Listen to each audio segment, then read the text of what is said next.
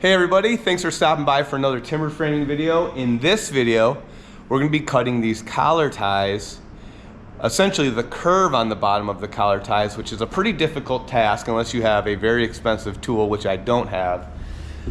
Not so much difficult, just time consuming. And the importance of these collar ties is to prevent outward thrust of my rafters onto my rafter plates and therefore posts.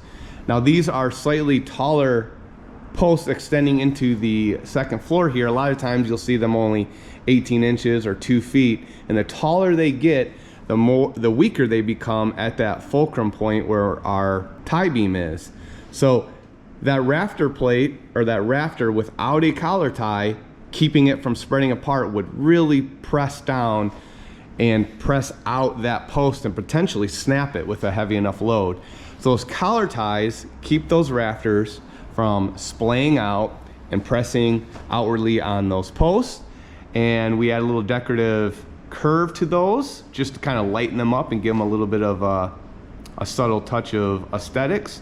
So we're gonna go outside and show you how to cut that. I'm doing these collar ties right now, and I don't think that I got any of that on footage yet.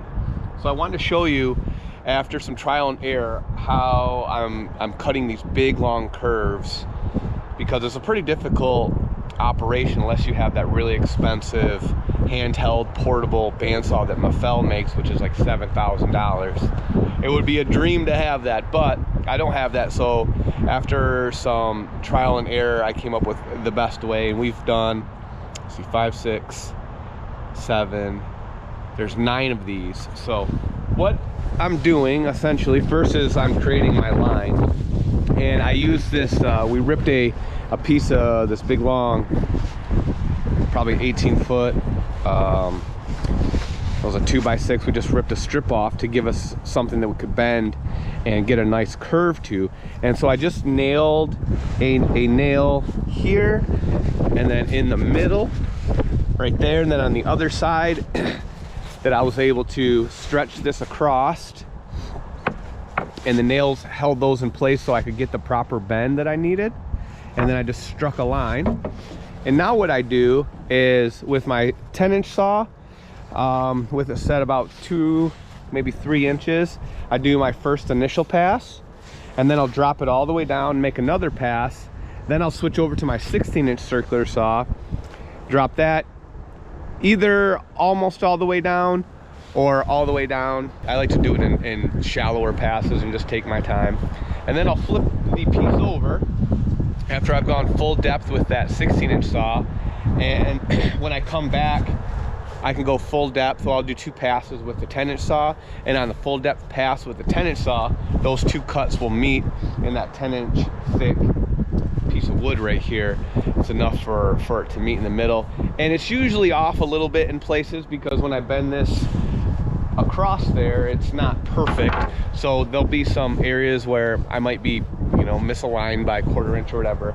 I'll use my little hand planer and get it really close with the little short hand planer. Then I'll use my belt sander and smooth it out, and just, it's a pretty long process. Like I said, the portable bandsaw would be amazing to have. Just do it all in one pass. It'd be really nice, clean cut, very minimal sanding, and be off to the races. But we got to do it this way. Let's start cutting.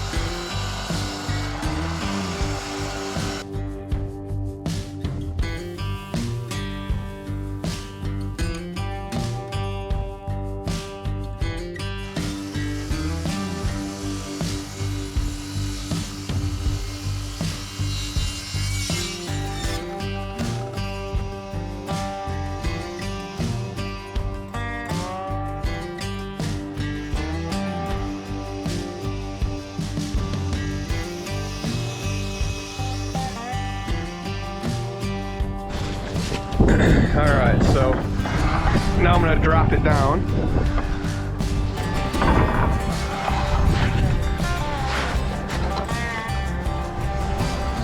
Okay.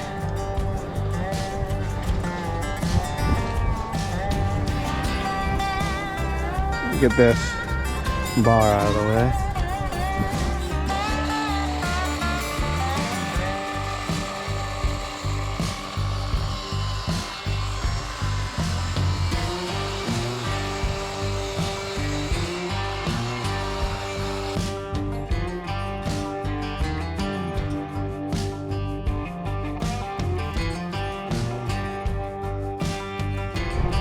All right, let's switch over to the big one.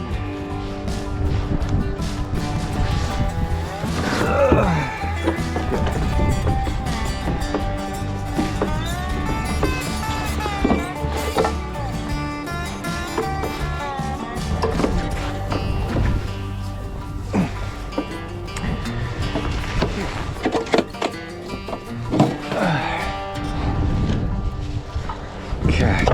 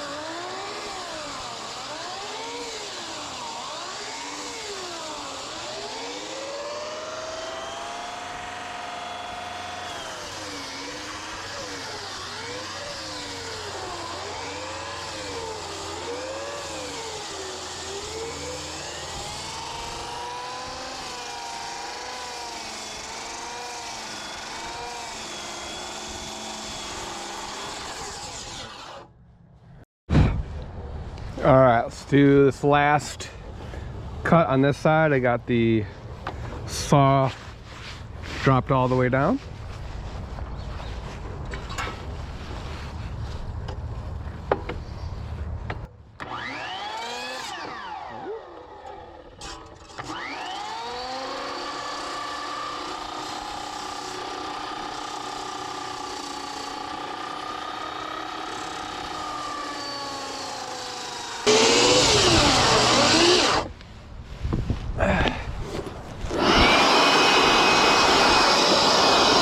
Pinching over, I did that on the other side. So either there's a lot of fat wood in there, really sticky fat wood. You can see just how like gummed up it gets, or the sawdust or binding, or just the angle starting to bind. Walking out a little bit does that occasionally. That other one went really well, flew through it like butter. It could be a lot drier. This has probably got a lot of fat wood in it, which is fat wood, which basically means a really sappy wood.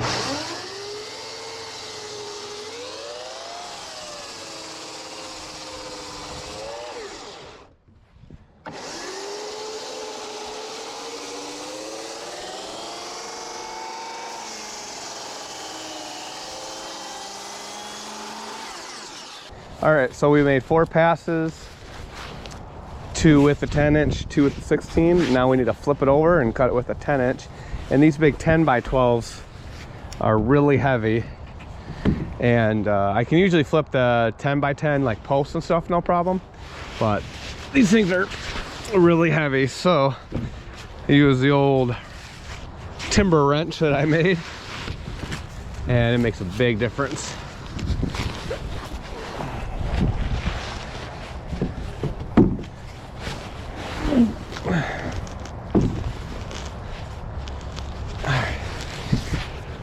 There we go.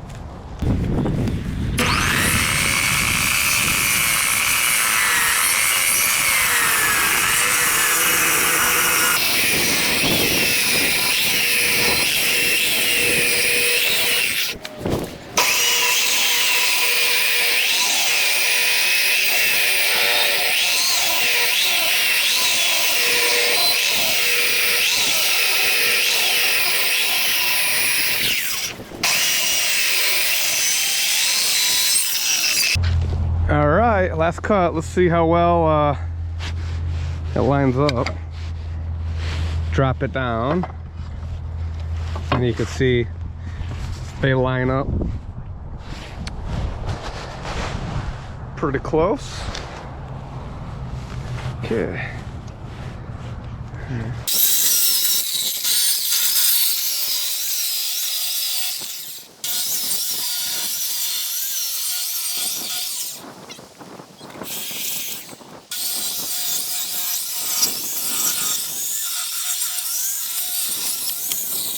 All right, let's see. Looks like, oh, that's pretty good. In the past, where there's kind of been a little bit of holding fire, I had to break it loose, so that's definitely good. I can see maybe in the middle there is a little bit. Looks like right here, yeah. So there's about an eighth of an inch that I'll have to plane, but that's not too bad. Yeah, right there. You're gonna be right there. There's all those chairs over there. Go over there. All right, so I got the curves cut out. I haven't planed them yet or sanded them, but I wanted to show you. I'm just gonna go ahead and cut the kind of rough out the tenons on the end before I do that planing stuff. And what I'll do is I'll take my 16-inch saw and I'll cut across here, and I'll also cut full depth across here, and I'll do that on all 4 corners before I flip it. And then before I flip it, I'll switch to my 10-inch saw and I'll set the depth to the depth of the tenon and cut along this line, staying about a 1/16 off my line. And then I'll pare down with that with my slicks and chisels. But this right here, these I'll cut this one dead on my line. I'll stay off this one just a little bit because I don't want to go over my line there. And then I'll flip it over and use the 10-inch saw and make that same cut that I did on the other side, which will be enough to drop that piece of waste away. And then I'll make my relief cuts on the other side as well and start paring that tenon back.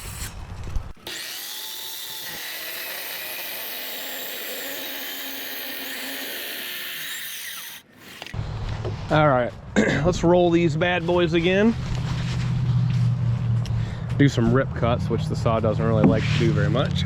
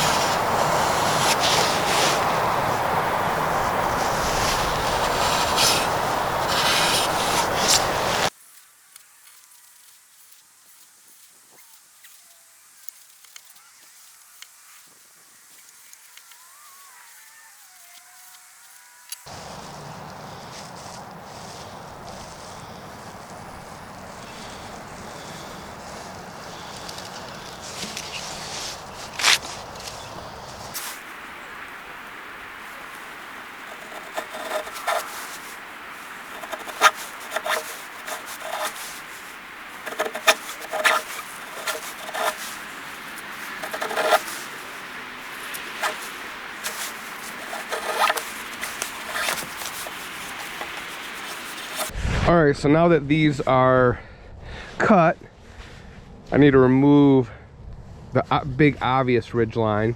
And so I'm just using this little, I think it's a 3-inch planer. And because it has such a short base, it actually can get down into that curve and works really well. So I actually already did a bunch. It was quite high. It was probably like 1/4 inch or so, and then I remembered I need to start filming. So I have about, I don't know, an 1/8 or a 1/16 left here. Most of it's pretty good. It was just kind of this section here. So I'll do a little bit more with this, and then I'll switch over to the drum sander and smooth it all out with the drum sander, or belt sander, I should say.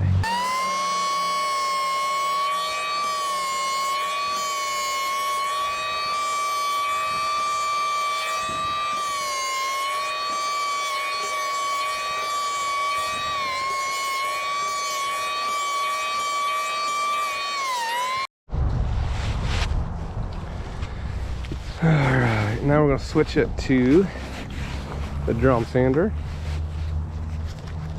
Belt sander. Why do I keep calling this thing a drum sander?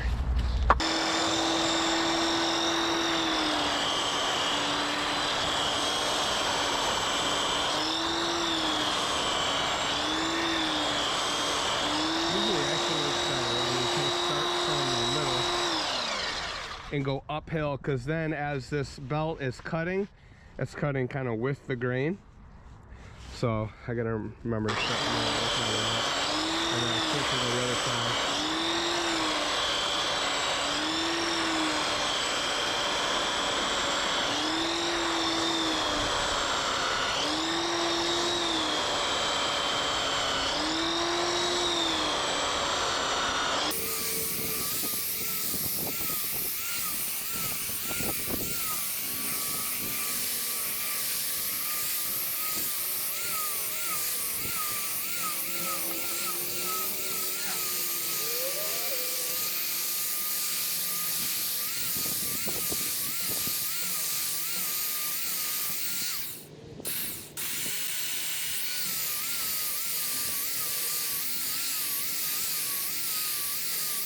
I didn't show the mortise in the middle of this collar tie being cut. I show a lot of mortises being cut in the previous timber framing video, so if you're interested in that, make sure you go check those out. If you're interested in taking a timber framing class, I am holding some classes this upcoming spring, May, June of 2025.